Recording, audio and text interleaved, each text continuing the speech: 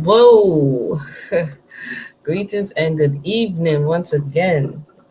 This is the Moon of Yisrael. A little bit of a sleepy Moon of Yisrael, but it's all good. We're going to bust this out today. This is Incidents in the Life of a Slave Girl, Part 9. You know, sometimes when you're studying, I've been studying a lot, and it's like catching up on me. I'm going to have to take a little study break and get some rest in here. But thank you for those who just joined us. Like I said, this is Incidents in the Life of a Slave Girl. This is the Lev Project, and this is our second book.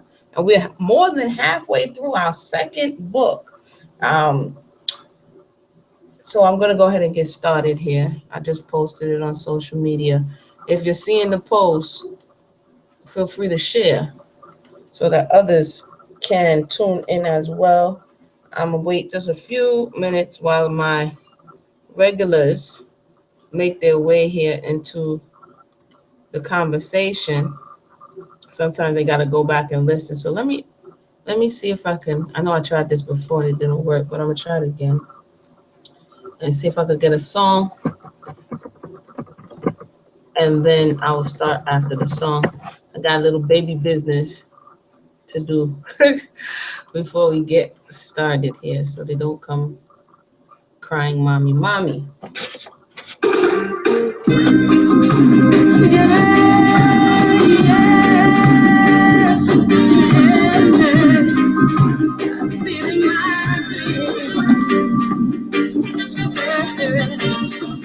I see the land. Your word is my spirit, cultivating new life within me. The fruit so sweet, so sweet. The milk it flows. Many promise me. I just can't wait to go. So sweet, so sweet, so sweet to my soul. Can't wait to taste it, can't wait to go. So sweet, sweet to my soul. Can't wait to taste it. Tired of being in bondage, trapped in my own mind. Tired of being hungry with no food to find. Lost in the confusion, babbling on the mind. Tired of all the fighting and on the daily grind. I'm talking to myself, can't find nobody else. Crying out for help, got to live so I can tell. Gonna change my mind, cause I'm running out of time. So sweet, so sweet, so sweet to my soul. Can't wait to taste it, can't wait to go. So sweet, sweet to my soul. Can't wait to taste it. Israel till I die, put my signet to the skies. I fly on the most high, fruitful and be multiplied. Come to Jordan upon the side, 12 tribes we must realize. Righteous blessing monopolize, milk and honey won't deny. Sand firm won't compromise, many the falls in the widow's cry. Grab my sword, bring Babylon down, split the sea, won't try ground. Yeah, my enemies crush the crown. Yo, I hate, blurring out. Zion, take your bow, God, don't put in the sound. So sweet, so sweet, so sweet to my soul. Can't wait to taste it, can't wait to go. So sweet, sweet to my soul. Can't wait to taste it. What a land so sweet, everything I wanna be. Cause you promised me, do the right righteously. What a land so sweet, so sweet. No idolatry, no hypocrisy, no fantasy, no more vanity. Living humbly, in unity, in safety, where I wanna be, there I wanna be, there I wanna be. What a land so sweet, there I wanna be, where I wanna be, there I wanna be. So sweet, so sweet, so sweet, so sweet to my soul. Can't wait to taste it, so sweet, sweet to my soul. Can't wait to taste it. We about to flow, we about to grow, we about to go, land milk and honey. We about to grow, we about to go, we about to flow, land milk and honey. We about to go, we about to flow, we about to go, land milk and honey. We about to flow, we about to go, we about to go,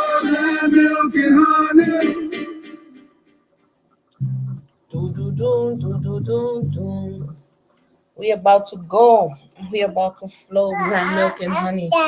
Yes, Dada. That's the baby pointing saying Dada. Thank you. Mama. Mama.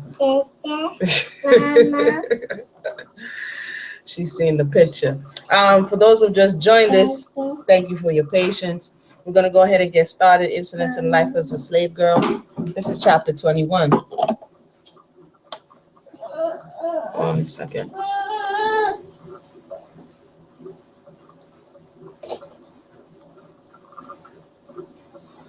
All right. It says a small shed had been added to my grandmother's house. Oh, to catch us up. She ran away. She was in the swamp. Snakes was coming for her. She got bit in the bush. It was crazy. If you missed it, you might want to go back and take a listen. You know, she thought she was going to get away, but Dr. Flint, the crazy, psycho, deranged overseer owner man, he won't let up. Her children did get purchased, however, by Mr. Sands, which would be their father, and right now they are with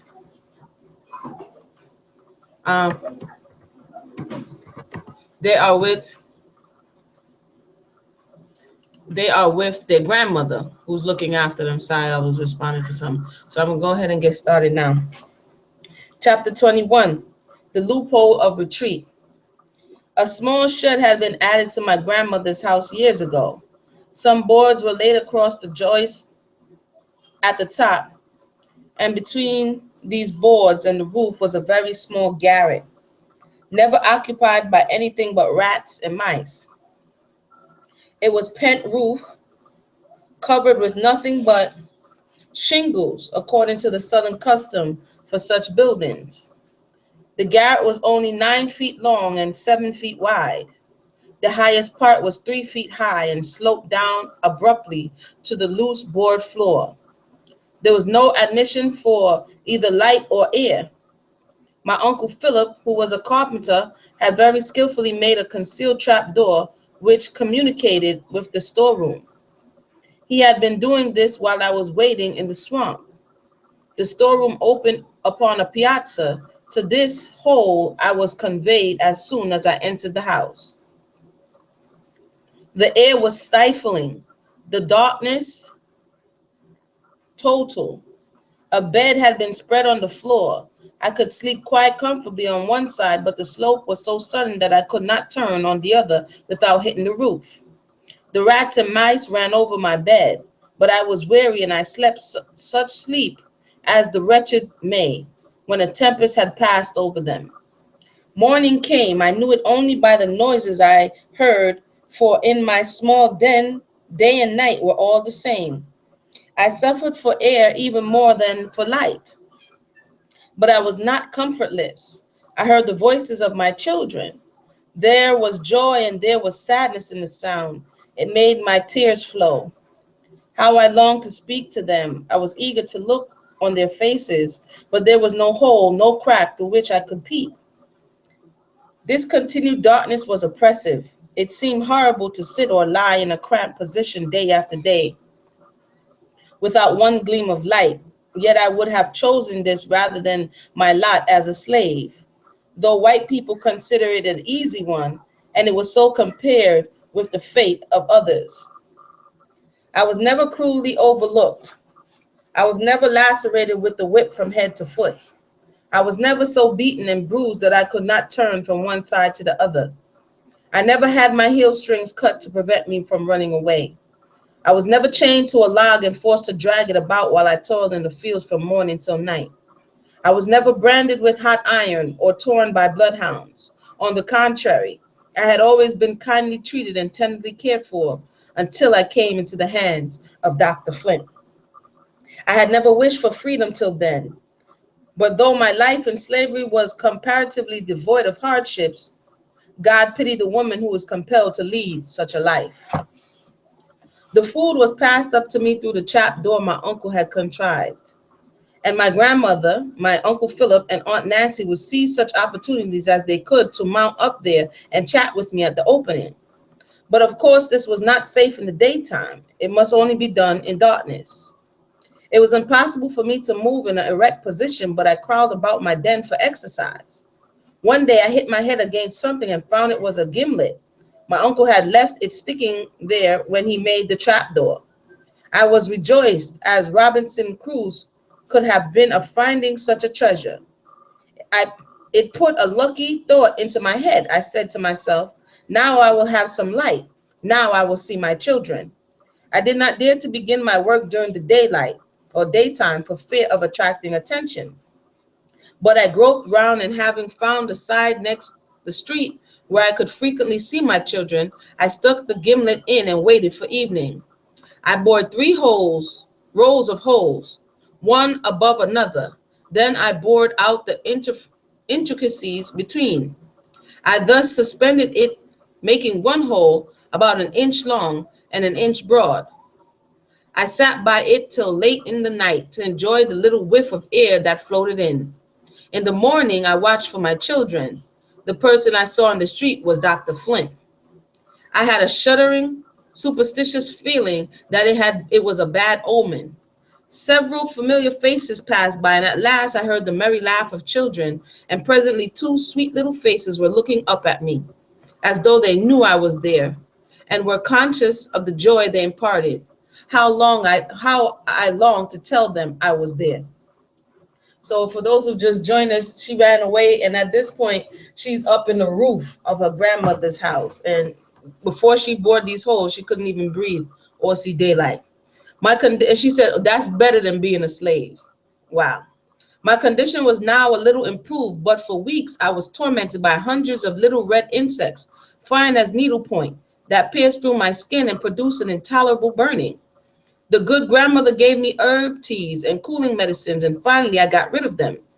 The heat of my den was intense, for nothing but thin shingles protected me from the scorching summer sun. But I had my consolation. Through my peeping hole, I could watch the children, and when they were near enough, I could hear their talk. Aunt Nancy brought me all the news she could hear at Dr. Flint. From her, I learned that the doctor had written to New York to a colored woman who had been born and raised in our neighborhood and had breathed his contaminating atmosphere. He offered her a reward if she could find out anything about me. I know now what was the nature of her reply. But he soon after started for New York in haste, saying to his family that he had business of importance to transact. I peeped at him as he passed on his way to the steamboat. It was a satisfaction to have miles of land and water between us, even for a little while. And it was a still greater satisfaction to know that he believed me to be in free states. My little den seemed less dreary than it had done. He entered as he did from the former journey to New York without obtaining any satisfactory information. When he passed our house next morning, Benny was standing at the gate. He had heard them say that he had gone to find me, and he called out, "Dr. Flint, did you bring my mother home? I want to see her." The doctor stamped his foot at him in rage and exclaimed, "Get out of the way, you little damn rascal. If you don't, I'll cut your head off." As you can tell, he's not a very nice man. Betty ran terrified into the house saying, "You can't put me in jail again. I don't belong to you now." It was well that the wind carried the words away from the doctor's ears. I told my grandmother of it, and when he had our next conference at the trapdoor, and begged her not to allow the children to be impertinent to the, irascible old man. Autumn came, and with a pleasant abatement of the heat, my eyes had become accustomed to the dim light, and by holding my book or work in a certain position near the aperture, I contrived to read and sew. That was a great relief to the tedious monotony of my life. But when winter came, the cold penetrated through the thin shingle roof, and I was dreadfully chilled. The winters there are not so long or so severe as in the northern latitudes, but the houses are not built to shelter from cold, and my little den was peculiarly comfortless. The kind grandmother brought me bedclothes and warm drinks. Often I was obliged to lay in bed all day to keep comfortable, but with all my precautions, my shoulders and feet were frostbitten. All those long, gloomy days with no object for my eye to rest upon, and no thoughts to occupy my mind except the dreary past and the uncertain future. I was thankful when there came a day sufficiently mild for me to wrap myself up and sit at the loophole to watch the passers-by. Southerners have the habit of stopping and talking in the streets, and I heard many conversations not intended to meet my ears. I heard slave hunters planning how to catch some poor fugitive. Several times I heard allusions to Dr. Flint, myself, and the history of my children, who perhaps were playing near the gate. One would say I wouldn't move my little finger to catch her, as old Flint's property. Another would say, I'll catch any nigger for the reward. A man ought to have what belongs to him if he is a damned brute. The opinion was often expressed that I was in free states. Very rarely did anyone suggest I might be in the vicinity. Had the least suspicion rested on my grandmother's house, it would have been burned to the ground. But it was the last place they thought of. Yet there was no place where slavery existed that could have afforded me so good a place of concealment. Dr. Flynn and his family repeatedly tried to coax and bribe my children to tell something they had heard said about me. One day, the doctor took them into a shop and offered them some bright little silver pieces and gay handkerchiefs if they would tell where their mother was. Ellen shrank away from him and would not speak, but Benny spoke up and said, Dr. Flint, I don't know where my mother is. I guess she's in New York. And when you go there again, I wish you'd ask her to come home, for I want to see her. But if you put her in jail or tell her you'll cut her head off, I'll tell her to go right back. It's the mind of a child. That's the end of the chapter 21. And we're going to go on to, as she's reading about Christmas festivities. That's chapter 22. So let's hit it. It says Christmas. If you have anything to say, you can share on, on the YouTube video. If you want to comment on the conversation. Let me click over there. Let's see if I see anything. Okay, yeah, you can comment right there. Christmas festivities. Christmas was approaching. Grandmother brought me materials and I busied myself making some new garments and little playthings for my children. Were it not that hiring day is near at hand and my families are fearfully looking forward to the probability of separation in a few days, Christmas might be a happy season for the poor slaves. Even not really, that's part of the problem, but let's continue. Even slave mothers tried to gladden the hearts of their little ones on that occasion. Benny and Ellen had their Christmas stockings filled. Their imprisoned mother could not have the privilege of witnessing their surprise and joy, but I had the pleasure of peeping at them as they went into the street with their new suits on. I heard Benny ask a little playmate whether Santa Claus, really, you in slavery talking about Santa Claus, brought him anything. This is 1861. What are you talking about? Okay, I'm sorry. Yes, replied the boy, but Santa Claus ain't a real man. That's right. It's the children's mother that put things into the stockings. No, that can't be, replied Benny, for Santa Claus brought Ellen and me these new clothes, and my mother has been gone this long time. How I longed to tell him that his mother made those garments and that many a tear fell on them while she worked. Every child rises early on Christmas morning to see the Jonkono. Okay, that's a Caribbean thing as well. That's where the dude is on the stilts. That's some next stuff right there. Jonkono. Without them, Christmas would be shorn of its greatest attraction. They consisted of companies of slaves from the plantations, generally of lower class. Two athletic men in calico wrappers have a net thrown over them covered with all manner of bright-colored stripes. Cowtails are fastened to their backs and their heads are decorated with horns. A box covered with sheepskin is called the gumbo box. A dozen beat on this, while others strike triangles and jawbones to which bands of dancers keep time. Sorry. For a month previous, they are composing songs which are sung on this occasion. These companies of 100 each turn out early in the morning and are allowed to go round till 12 o'clock, begging for contributions.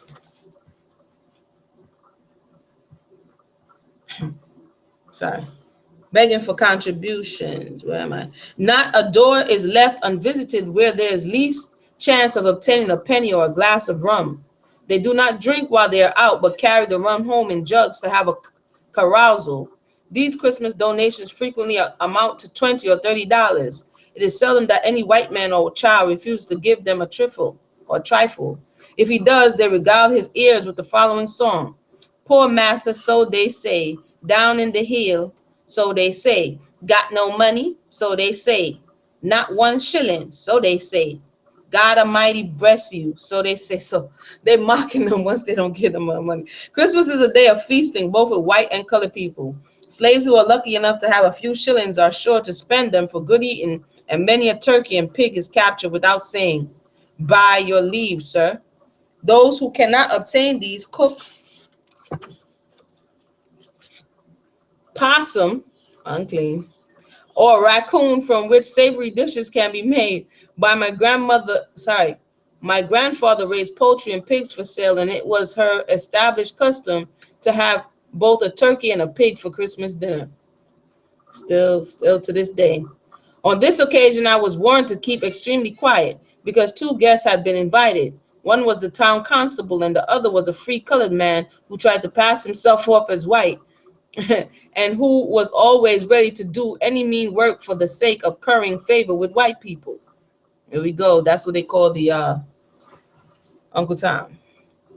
But that's another story. My grandmother had a motive for inviting them. She managed to take them all over the house. All the rooms on the lower floor were thrown open for them to pass in and out. And after dinner, they were invited upstairs to look at fine mockingbirds my uncle had just brought home. There, too, the rooms were all thrown open that they might look in.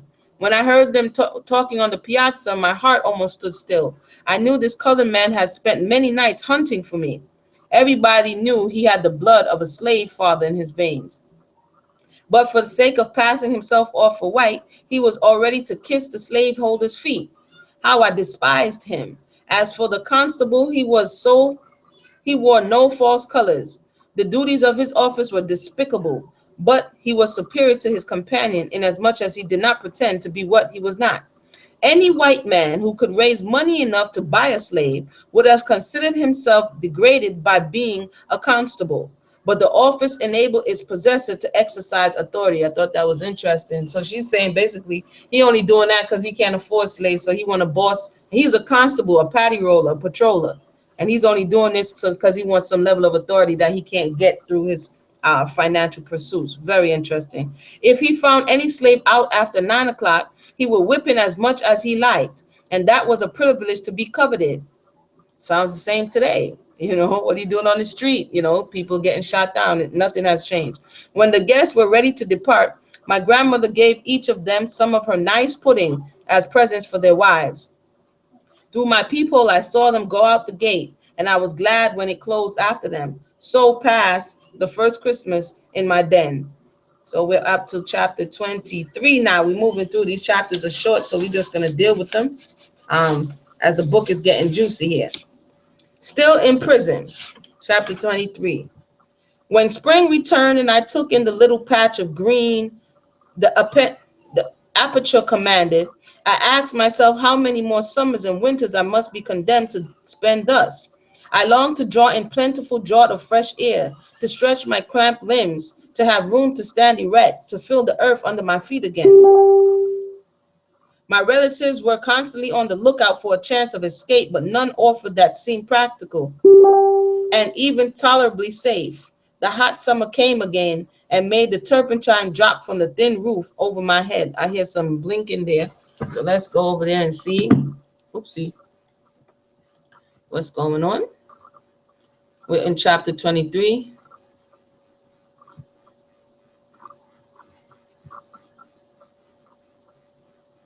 Oh, Imaginita said Mr. Flint and Mrs. Flint was too mean. Yeah, they gotta it's something else now. It's gone over into something else, and he is like obsessed with her. He's not trying to let her go, and he's still chasing her, even though she's been gone.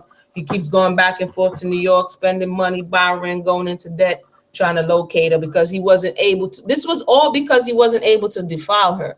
Because if we remember earlier on in the book, she said he has over 11 children or 11 children that he fathered with slaves. And once he fathers them, he sells them off because he doesn't like seeing them. So it's really a game of ego for him that he wasn't able to take her virginity, number one, and defile her in the way that he wanted to. So he's really going in. So that's wild. So she's stuck up now in the top of the roof because there's no opportunity as of yet for her to escape.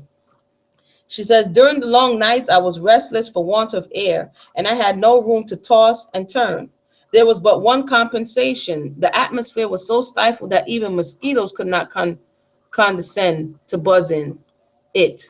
With all my detestation of Dr. Flint, I could hardly wish him a worse punishment, either in this world or that which is to come, than to suffer what I suffered in one single summer. Yet the laws allowed him to be out in the free air, while I, guiltless of crime, was pent up here, as the only means of avoiding the cruelties the laws allowed him to inflict upon me.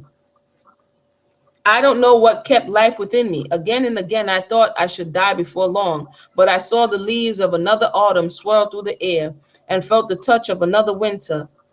In summer, the most terrible thunderstorms were acceptable, for the rain came through the roof, and I rolled up my bed that it might cool the hot boards under it. Later in the season, storms sometimes wet my clothes through and through, and that was not comfortable when the air grew chilly. Moderate storms I could keep out by filling the chinks with oakum. But uncomfortable as my situation was, I had glimpses of things out of doors which made me thankful for my wretched hiding place. One day I saw a slave pass our gate muttering, "It's his own and he can kill it if he will." Wow. My grandmother told me that woman's history. Her mistress had that day seen her baby for the first time, and in the lineaments of its face, she saw a likeness to her husband. She turned the bondwoman and her child out of doors and forbade her ever to return. See? The slave went to her master and told him what happened. He promised to talk with her mistress and made it all right. The next day, she and her baby were sold to a Georgia trader. So this is something that was happening quite often, where they're impregnating people. You know, you talk about deadbeat dad. That's another situation, but definitely deadbeat dads all over, and they are the model. You know, there's things that we're chastised as a community for today, that I'm just observing as I'm reading these narratives, and the prototype for this type of behavior as it relates to this side of the Atlantic comes from the accusers. This is the example of a deadbeat dad, you know, and fathering what they classify as illegitimate children. So very, very interesting. Another time I saw a woman rush wildly by, pursued by two men. She was a slave, the wet nurse of her mistress' children. For some trifling offense, her mistress ordered her to be stripped and whipped. To escape the degradation and the torture, she rushed to the river, jumped in, ending her wrongs in death. So she killed herself. Senator Brown of Mississippi could not be ignorant of many such facts as these, for they are of frequent occurrence in every southern state. Yet he stood up in the Congress of the United States and declared that slavery was, quote, a great moral, social, and political blessing, a blessing to the master and a blessing to the slave, end quote. I suffered much more during the second winter than I did during the first. My limbs were benumbed by inaction, and the cold filled them with cramp. I had a very painful sensation of coldness in my head. Even my face and tongue stiffened. I lost the power of speech. Of course, it was impossible under the circumstance to summon any physician. My brother came and did all he could for me. Uncle Philip also watched tenderly over me, and poor grandmother crept up and down to inquire whether there were any signs of returning life. I was restored to consciousness by the dashing of cold water in my face, and found myself leaning against my brother's arm while he bent over me with streaming eyes. So she thinks she's up there at least a year now. Next winter come, and she thinks that she's passing away from inactivity. Let me continue here. Yes, it's a serious obsession. That's from Ima Janita here. So he says, he afterwards told me he thought I was dying, for I had been in an unconscious state 16 hours. I next became delirious and was in a great danger of betraying myself and my friends. To prevent this, they stupefied me with drugs. I remained in bed 6 weeks, weary in body and sick at heart. How to get medical advice was the question. William finally went to Thompsonian doctor and described himself as having all my pains and aches. He returned with herbs, roots, and ointment. He was especially charged to rub on the ointment by fire, but how could a fire be made in my little den? Charcoal in a furnace was tried, but there was no outlet for the gas, and it nearly cost me my life. Afterwards, coals already kindled were brought up in the iron pan and placed on bricks. I was so weak, and it was so long since I enjoyed the warmth of a fire, that those few coals actually made me weep. I think the medicines did some good, but my recovery was very slow. Dark thoughts passed through my mind as I lay there day after day. I tried to be thankful for my little cell, dismal as it was, and even to love it as part of the price I had to pay for the redemption of my children. Sometimes I thought, she says, God was a compassionate father who would forgive my sins for the sake of my sufferings. At other times, it seemed to me there was no justice or mercy in the divine government. I asked why the curse of slavery, this is very interesting. She says, I asked why the curse of slavery was permitted to exist and why I had been so persecuted and wronged from youth upward. These things took the shape of mystery, which is to this day not so clear to my soul as I trust it will be hereafter. In the midst of my illness, grandmother broke down under the weight of anxiety and toil. The idea of losing her, who had always been my best friend and the mother to my children, was the sorest trial I had yet. And oh, how earnestly I prayed that she might recover. How hard it seemed that I could not tend upon her, who had so long and so tenderly watched over me. One day, the screams of a child nerved me with strength to crawl to my peeping hole, and I saw my son covered with blood. A fierce dog, usually kept chained, had seized and bitten him. A doctor was sent for, and I heard the groans and screams of my child while the wounds were being sewed up. Oh, what torture to a mother's heart to listen to this and be unable to go to him.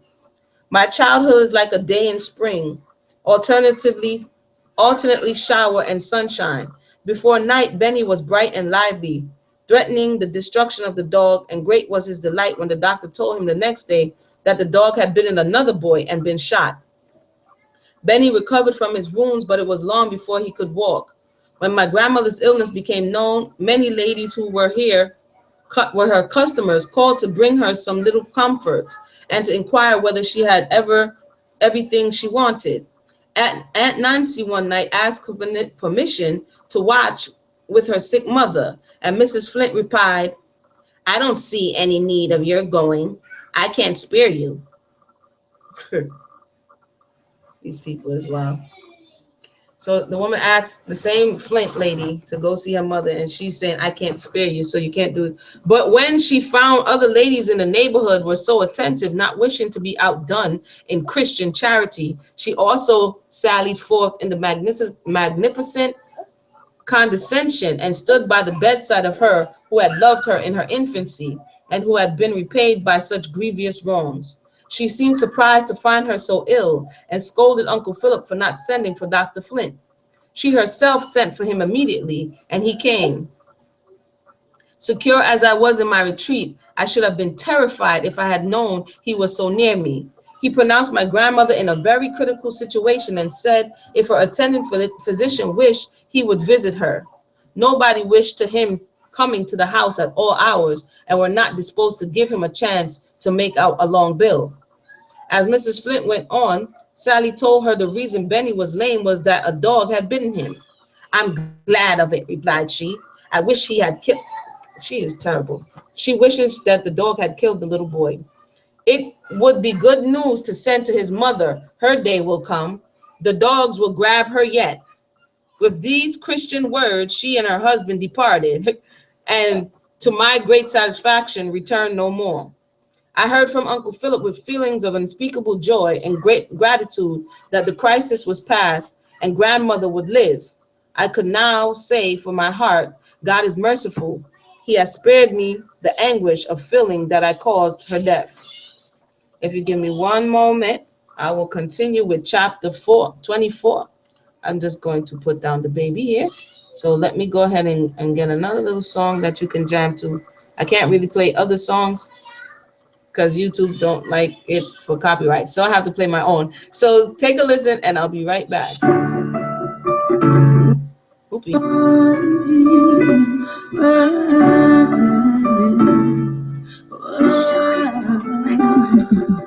A long time you try to understand why we people and the condition of poverty and slavery, based on jacked-up mentality. Blind eyes can't see, no, blind eyes don't see. We find it in that Genesis. Let me try back and try to understand this. A man named Abraham, Isaac and Jacob did out. 12 sons with enough children.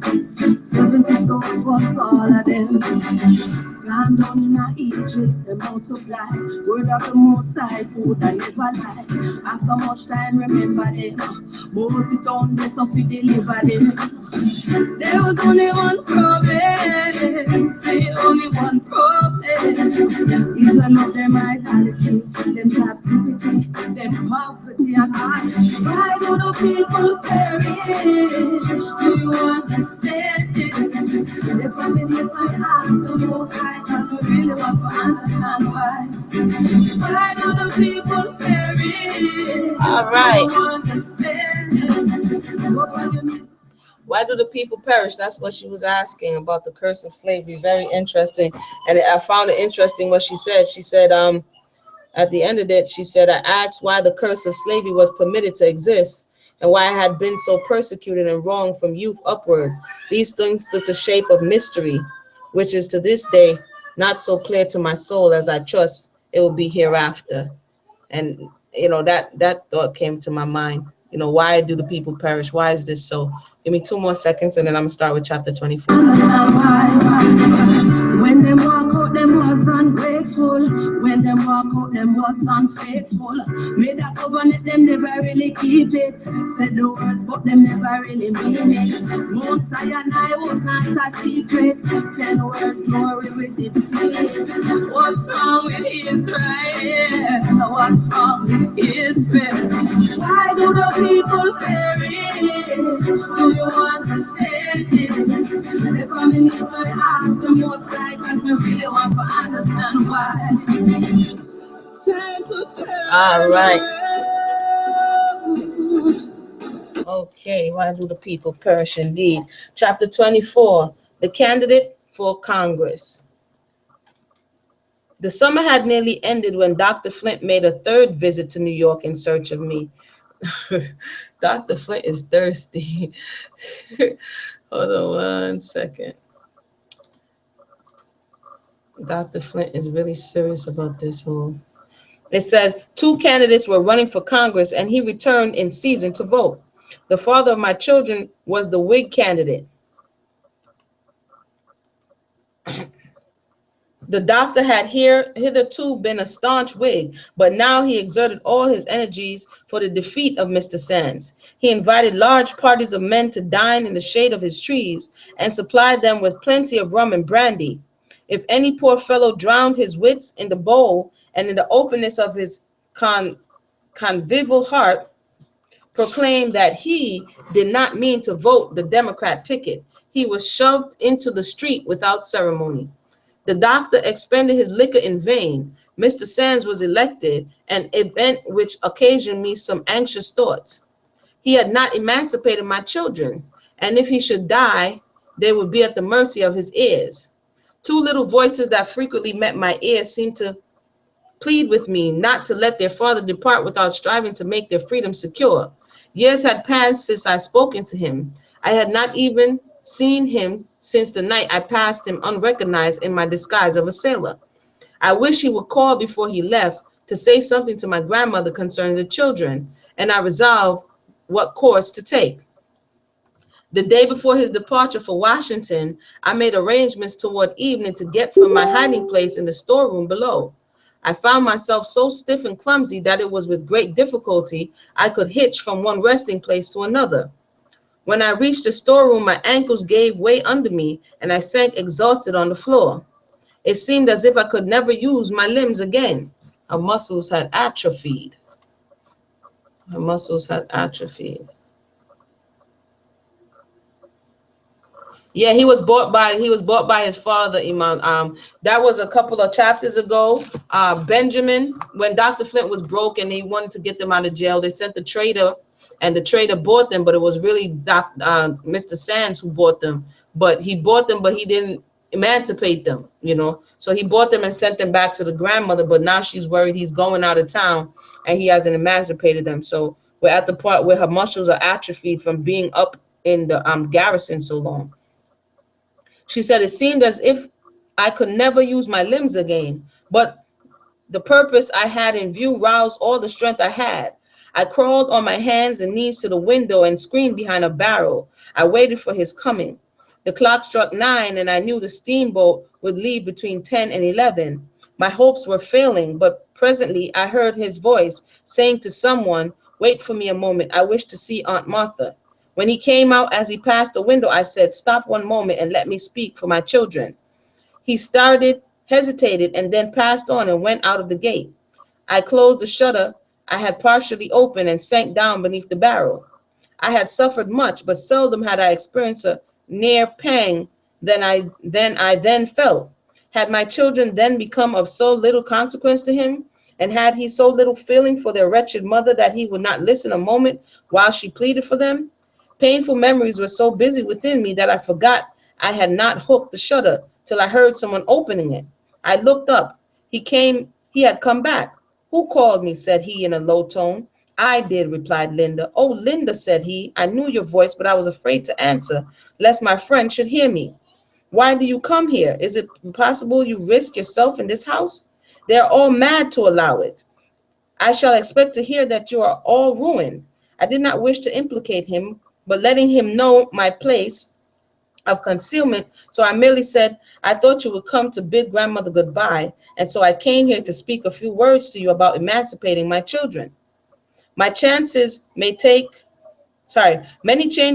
place during the 6 months you're gone to Washington, and it does not seem right for you to expose them to the risk of such changes. I want nothing for myself. All I ask is that you will free my children or authorize some friend to do it before you go. He promised he would do it and also expressed a readiness to make any arrangements whereby I could be purchased. I heard footsteps approaching and closed the shutter hastily. I wanted to crawl back to my den without letting the family know what I had done, for I knew they would deem it very imprudent. But he stepped back into the house to tell my grandmother that he had spoken with me at the storehouse window and to beg of her not to allow me to remain in the house overnight. He said it was the height of madness for me to be there, that we should certainly all be ruined. Luckily, he was in too much of a hurry to wait for a reply, or the dear old woman would surely have told him all. I tried to go back to my den, but found it more difficult to go up than I had to come down.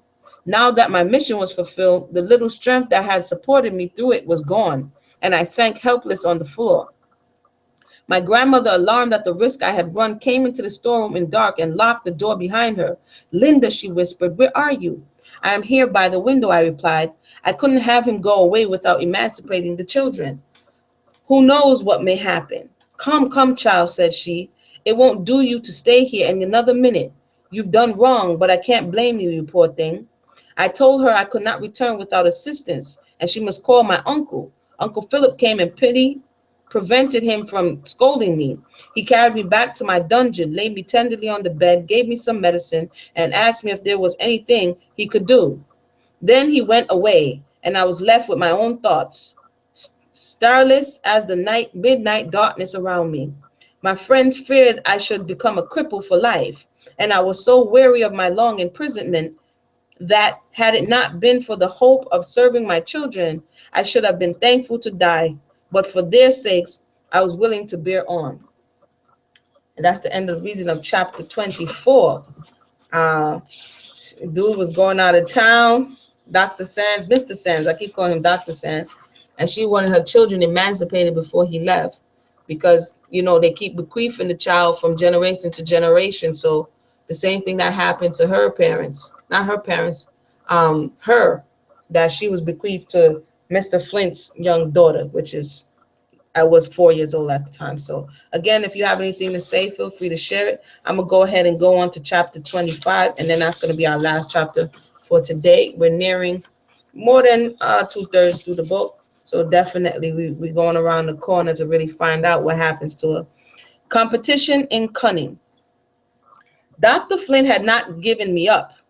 Every now and then, he would say to my grandmother that I would yet come back and voluntarily surrender myself, and that when I did, I could be purchased by my relatives or anyone who wished to buy me.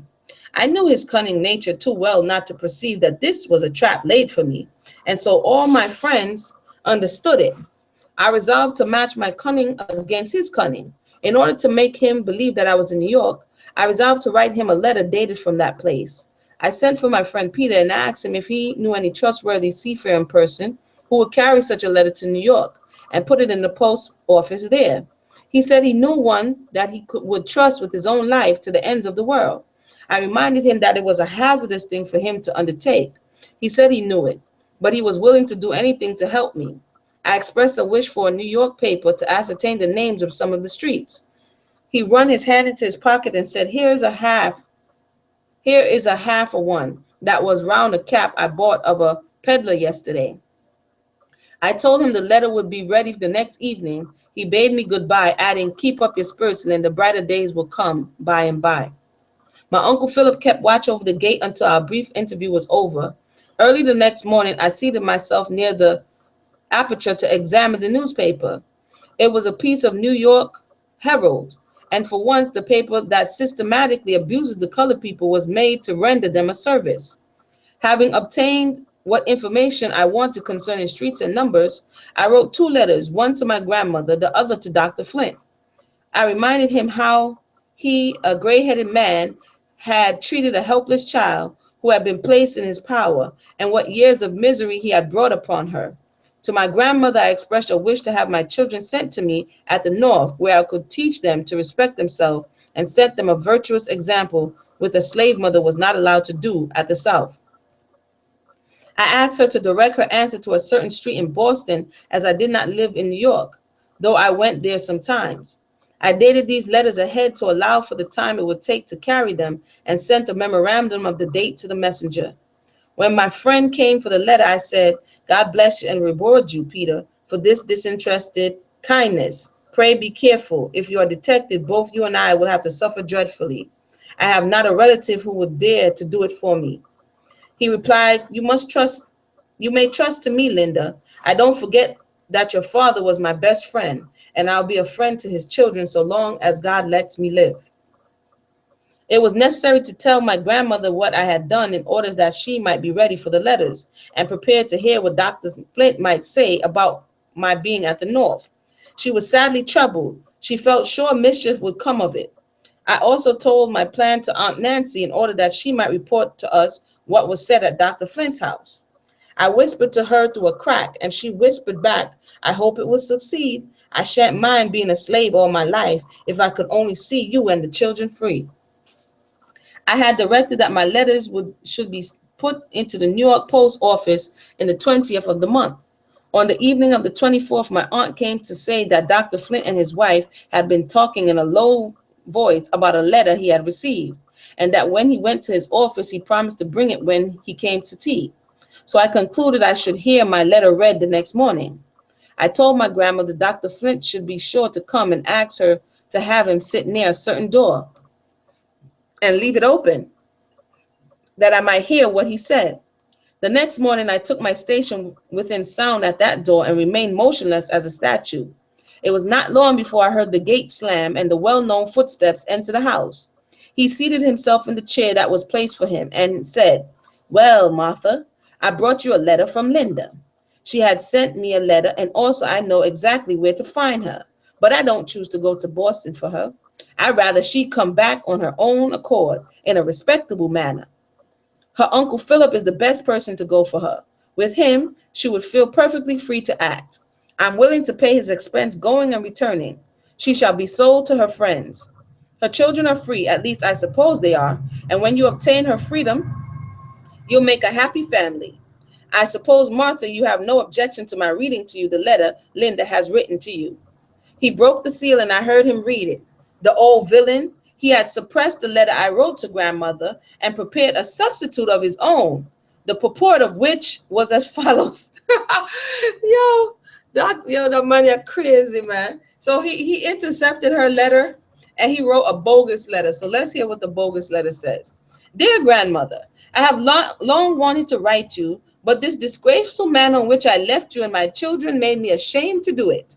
If you knew how much I have suffered since I ran away, you would pity and forgive me. I have purchased freedom at a dear rate. If any arrangement could be made for me to return to the South without being a slave, I would gladly come. If not, I beg of you to send my children to the North. I cannot live any longer without them. Let me know in time, and I will meet them in New York or Philadelphia, whichever place best suits my uncle's convenience, right as soon as possible. To your unhappy daughter, Linda. This dude is psycho.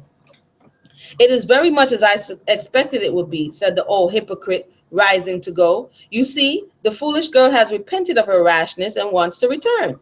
We must help her to do it, Martha. Talk with Philip about it. If he will go for her, she will trust to him and come back. I should like an answer tomorrow. Good morning, Martha. As he stepped out of the piazza, he stumbled over my little girl. Ah, Ellen, is that you? He said in the most gracious manner. I didn't see you. How do you do? Pretty well, sir, she replied. I heard you tell grandmother that my mother is coming home. I want to see her. Yes, Ellen, I'm going to bring her home very soon, rejoined he, and you shall see her as much as you like, you little curly-headed nigger. Seriously? I'm not making this up. This is what's in the book. This was good as comedy to me, who had heard it all, but grandmother was frightened and distressed because the doctor wanted my uncle to go for me. The next evening, Dr. Flint called to talk the matter over. My uncle told him that from what he had heard of Massachusetts, he judged he should be mobbed if he went there after a runaway. All stuff and nonsense, Philip, replied the doctor.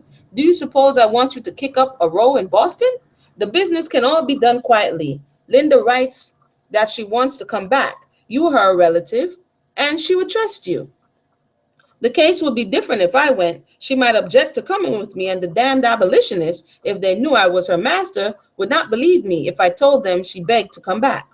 They would get up a row, and I should not like to see Linda dragged through the streets like a common Negro.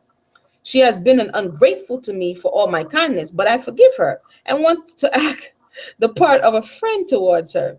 I had no wish to hold her as my slave. Her friends can buy her as soon as she arrives here. Liar. Finding that his arguments failed to convince my uncle, the doctor let the cat out of the bag by saying that he had written to the mayor of Boston to ascertain whether there was a person of my description at the street and number for which my letter was dated.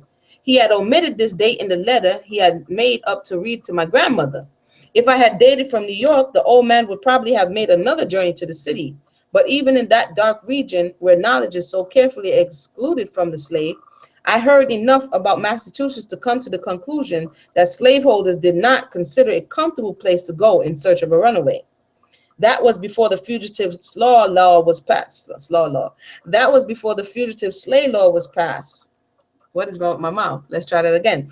That was before the fugitive slave law was passed, before Massachusetts had consented to become a nigger hunter for the South, quote unquote. My grandmother, who had become skittish by seeing her family always in danger, came to me with a very distressed countenance and said, what will you do if the mayor of Boston sends him word that you haven't been there? Then he will suspect the letter was a trick, and maybe he'll find out something about it, and we shall all get into trouble. Oh, Linda, I wish you had never sent the letters. Don't worry yourself, grandmother, said I. The mayor of Boston won't trouble himself to hunt niggers for Dr. Flint. The letters will do good in the end. I shall get out of this dark hole sometime or other. I hope you will, child, replied the good, patient old friend. You have been here a long time, almost 5 years. But wherever you go, it will break your grandmother's heart. I should be expecting every day to hear that you were brought back in irons and put in jail. God help you, poor child. My grandma be like laying it on, like, grandma, man, you know, she's in between a rock and a hard place. You know what I mean? Grandma's really laying it on, though. Let us be thankful that sometime or other we shall go, where the wicked cease from troubling and the weary are at rest. My heart responded, amen. Okay, we're not done yet. We have like two more. 1 second. Make sure everything is good on this side. All right. The fact that Dr. Flint had written to the mayor of Boston convinced me that he believed my letter to be genuine, and of course that he had no suspicion of me being anywhere in the vicinity. It was a great object to keep up this delusion, for it made me and my friends feel less anxious, and it would be very convenient wherever there was a chance to escape. I resolved, therefore, to continue to write letters from the North from time to time. 2 or 3 weeks passed, and as no news came from the mayor of Boston, Grandma began to listen to my entreaty to be allowed to leave my cell, sometimes and exercise my limbs to prevent me from becoming a cripple. I was allowed to slip down into a small storeroom early in the morning and remain there a while. The room was all filled up with barrels except a small open space under my trapdoor.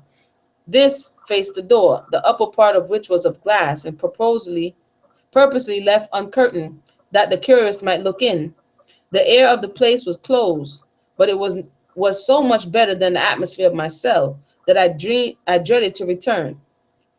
I came down as soon as it was light and remained till 8 o'clock, when people began to be about, and there were danger that someone might come on the piazza. I had tried various applications to bring warmth and feeling to my limbs, but without avail. They were so numb and stiff that it was painful effort to move. And had my enemies come up upon me during this first morning, I tried to exercise them a little in the small unoccupied space of the storeroom. It would have been impossible for me to have escaped. So after 5 years, I know the story seems like unbelievable, but that's the end of the reading of chapter 5. After 5 years of hiding out from this psycho Dr. Flint, she finally is allowed to stretch her limbs. And definitely, if you don't move your muscles for a long time, they begin to atrophy. So that's actually what's happening to her. But she's resilient. She says she's not going back to being a slave, and so she's risking everything to stay out of that circumstance. So I want to say thank you for joining me. We read a quite amount today. We're going to read 26, 27, and 28 tomorrow, most high willing. Tomorrow's what, Monday? Most high willing. I'm going to post it on social media as usual, and we'll continue to find out what happens to her, and does she finally escape from this. And all this time she's watching her children grow, but she can hear them, but she cannot touch them, she cannot embrace them, but she at least rest assured that she can know that they're all right. This is a wild story right here. So definitely share your thoughts. Where every day you wake up, give the Creator thanks that if you have children and you have family, that you're able to embrace them, that your life is not to this degree. They had to make some hard choices and some hard decisions. It was nothing easy. And as she asked the question, and she said perhaps she will have some understanding later as to what this curse of slavery was about. And that definitely is something that many people have on the mind. What is this all about? The hardship that so-called Black people of the diaspora are going through.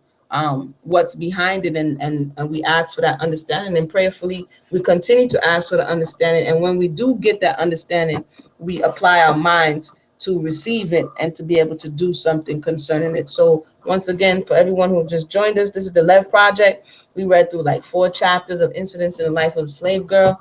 We're up to chapter 26. If you missed it, go ahead and go back and listen to it again, and join us again next time. So until then, have a blessed evening. Shalom.